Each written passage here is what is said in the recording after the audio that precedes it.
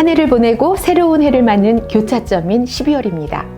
달력은 한 장이 남았지만 다시 시작될 12장의 달력이 기다리고 있기에 12월은 마지막이 아닌 새로운 시작을 위한 준비 기간이라고 보면 어떨까요?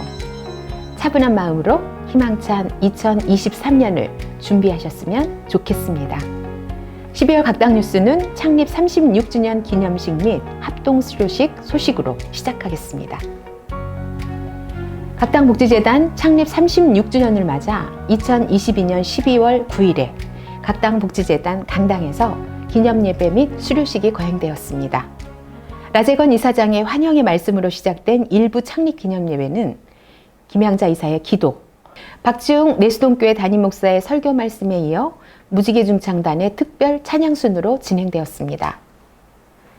2부 합동수료식은 오혜련 회장의 격려의 말씀으로 시작하여 2022년 한 해 동안 진행된 교육과 사업을 돌아보는 시간을 가졌고 서울대학교 정진홍 명예교수가 축사를 하였습니다.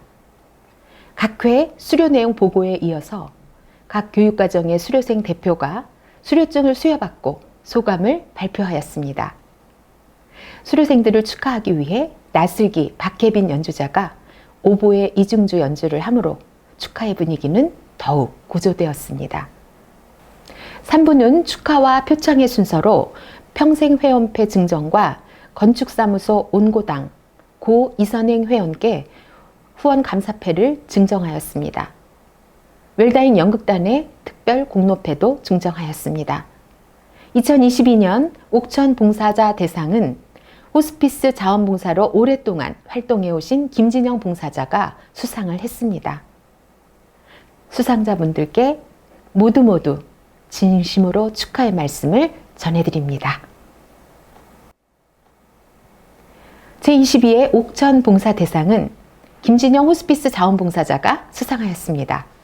김진영 봉사자는 1997년에 무지개 호스피스 연구회 자원봉사자 교육을 수료한 후 서울대병원 어린이병동에서 암환화 돌봄을 시작했고 이후 중앙대학교 부속 용산병원에서 10년간 호스피스 봉사를 했으며 중증 뇌성마비 아동 요양시설에서 10년 동안 장애아동을 돌보는 봉사활동을 했습니다. 또한 2001년 국립암센터가 개원했을 때부터 현재까지 환우돌봄에 최선을 다해왔습니다.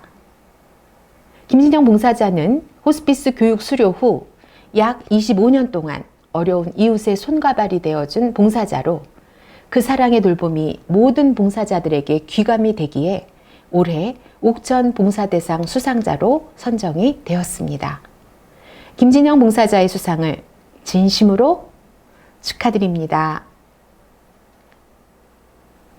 2022년도 각당복지재단의 교육이 활발하게 진행되었습니다. 제95기 위기청소년 상담 자원봉사자 기본교육 13명, 제66기 호스피스 자원봉사자 교육 27명, 제49기 죽음준비교육 지도자 과정 기본교육 40명, 제50기 죽음준비교육 지도자 과정 심화교육 30명, 제13기 애도상담 전문가 과정 기본교육 33명, 제12기 애도상담 전문가 과정 심화교육 13명 등 총 156명이 수료를 하였습니다. 이로써 2022년 각당복지재단의 봄학기와 가을학기 정기교육과 자격증 과정인 청소년 웰라이프 지도사와 웰라이프 지도사 전문 강사 과정을 포함한 모든 교육의 교육생 인원은 총 356명입니다. 교육생 여러분의 수료를 진심으로 축하드리며 앞으로의 활동을 기대하겠습니다. 다음은 2023년 1월과 2월에 진행될 자격증 과정에 대한 소식입니다. 먼저 제10기 웰라이프 지도사 전문 강사 과정입니다. 일정은 1월 9일부터 2월 6일까지 매주 월요일 오전 10시부터 오후 5시까지 총 4주간 대면으로 진행됩니다. 효과적인 강의를 위한 프리젠테이션 제작 기법, 웰라이프 자격시험과 발달별 죽음교육, 공감과 소통을 위한 보이스 코칭 및 스피치 기법, 강의안 설계, 엔딩노트 활용 및 실제 등 강사로서 갖추어야 할 실력과 덕목을 전문가로부터 배우게 됩니다.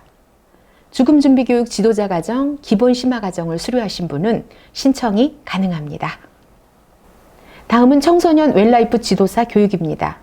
1월 5일부터 1월 26일까지 매주 목요일 오후 1시부터 5시까지 총 4주간 대면 교육으로 진행됩니다. 인간과 성장, 나의 삶 성찰, 상실과 슬픔의 이해, 자살 예방 등 청소년 웰라이프를 지도할 강사로서 꼭 필요한 강의로 구성되어 있습니다. 총 16시간의 강의를 듣고 강사 자격 검정에 응시하며 합격을 하면 자격증을 취득할 수 있습니다. 죽음준비교육 지도자과정 또는 위기청소년 상담 자원봉사자 기본과정과 심화과정을 수료하신 분은 수강 신청이 가능합니다. 각당복지재단 라재건 이사장이 지난 11월 3일 제144회 한국을 빛낸 무역인상을 수상한 데 이어 12월 7일 올해 한국을 빛낸 무역인상을 수상하였습니다.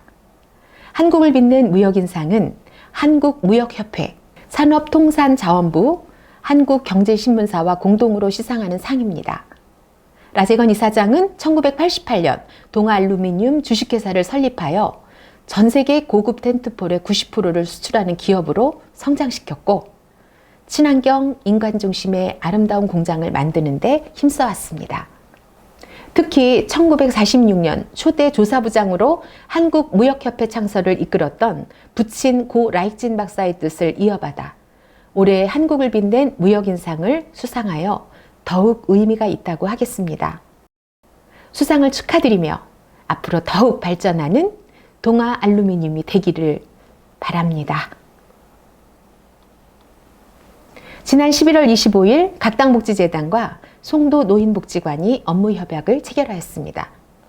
송도노인복지관은 2018년에 개관하여 상담과 평생교육 및 건강지원사업과 사회참여사업 등을 활발하게 펼치며 지역사회 어르신들에게 정신적, 심리적, 신체적으로 활기찬 노후생활을 지원하고 있습니다. 양 기관은 웰다잉 문화확산을 위한 죽음준비교육, 애도상담, 사전 연명의료 의향서 등 관련 사항에 대해 적극 협조하기로 하였습니다.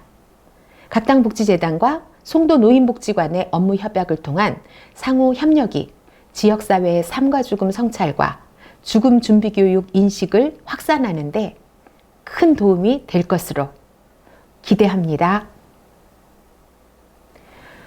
지난 12월 2일 금요일 오후 2시에 제6회 깨다톡을 개최했습니다. 이번 깨다톡에서는 라재건 이사장과 온기우편함 조현식 대표의 토크쇼 형식으로 청년 세대의 고민과 희망, 그리고 자원봉사에 관해 함께 이야기를 나누는 시간을 가졌습니다. 온기우편함은 익명으로 고민을 적어보내면 자원봉사자들이 손편지로 답장을 전해주는 자원봉사단체로 조현식 대표가 2017년에 10명의 자원봉사자와 함께 시작하여 지금은 300여 명의 자원봉사자가 활동을 하고 있습니다. 이번 깨다톡은 60대 후반의 기업인과 30대의 청년 리더가 함께 기업가 정신과 자원봉사 정신을 주제로 이 시대의 청년들의 고민과 희망을 함께 나누는 의미 있는 자리가 되었습니다. 깨다톡은 더 많은 분들이 자원봉사, 호스피스, 웰다잉, 애도 심리상담 등의 주제에 관해 큰 깨달음을 얻고 관심과 인식을 확장해 나가는 기회가 될 수 있도록 기획한 공개 강좌입니다. 올해 5월부터 시작해서 12월까지 6차례 개최된 깨다톡은 연인원 874명이 참가하였습니다. 내년에도 많은 관심과 참여 부탁드립니다. 11월 30일 오후 3시부터 각당복지재단 강당에서 2022년 연명의료 공개 포럼이 개최되었습니다. 의사 조력자살 입법화를 주제로 한 이 포럼은 각당복지재단이 주최하고 국립연명의료관리기관이 후원하였습니다. 각당복지재단 오혜련 회장의 개회사와 국가생명윤리정책원의 김명희 원장의 축사에 이어 서울대학교 의과대학 윤영호 교수와 가톨릭 생명윤리연구소 소장인 박은호 신부의 발제와 토론으로 이어졌습니다. 윤영호 교수는 의사 조력 사망 입법화 현황 및 향후 대책이라는 제목의 주제 발표에서 조력 존엄사 입법화 추진은 웰다잉을 위한 사회적 논의의 기회이며 규제 중심의 연명의료 결정과 협의에 웰다잉 패러다임에서 벗어나 국가적 차원에서 광의의 웰다잉을 촉진하는 방향의 대전환이 필요하다고 주장했습니다. 이어서 박은호 신부는 의사 조력 자살 법제화에 대한 생명 윤리적 고찰이라는 제목의 주제 발표에서 오늘날 이슈는 죽을 권리와 조력 자살이지만 내일의 이슈는 죽을 의무와 자비살인, 즉 적극적 안락사가 될 것이라며 의사 조력 자살 법제화 이후에 따라오게 될 결과들에 대한 우려를 말하면서 때때로 죽여달라는 중환자들의 간청이 안락사에 대한 진정한 의향을 드러낸 것으로 이해되어서는 안 되며 그것은 언제나 도움과 애정을 구하는 고뇌에 찬 관원이라고 말했습니다. 이번 포럼을 계기로 의사 조력사를 비롯한 삶과 죽음의 문제에 관한 진지하고 깊이 있는 사회적 논의가 발전되어 나가길 기대합니다. 12월 16일 금요일 12시에 각당복지재단 가을 정기이사회가 달개비 한정식당에서 개최되었습니다.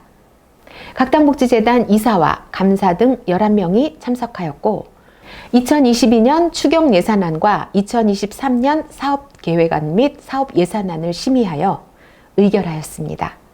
또한 기본재산 목록 변경에 따른 정관 변경에 관한 건도 심의 의결하였습니다.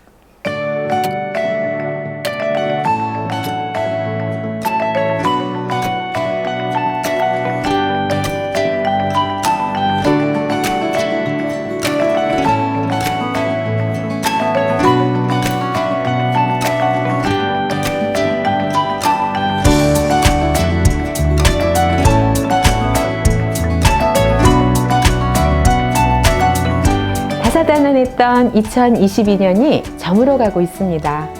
한 해 동안도 각당복지재단을 사랑해 주시고 선한 영향력으로 함께 하신 모든 회원들께 진심으로 감사드립니다. 2023년에도 유익한 연구와 다양한 활동으로 이 사회의 빛과 소금의 역할을 감당하는 각당복지재단이 되겠습니다. 메리 크리스마스!